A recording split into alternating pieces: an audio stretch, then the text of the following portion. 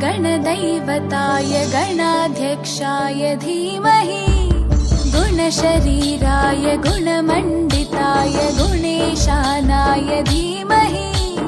गुणातीताय गुणाधीशाय गुणप्रविष्टाय धीमहि एकदन्ताय वक्रतुण्डाय गौरीतनयाय धीमहि गजेशानाय भालचन्द्राय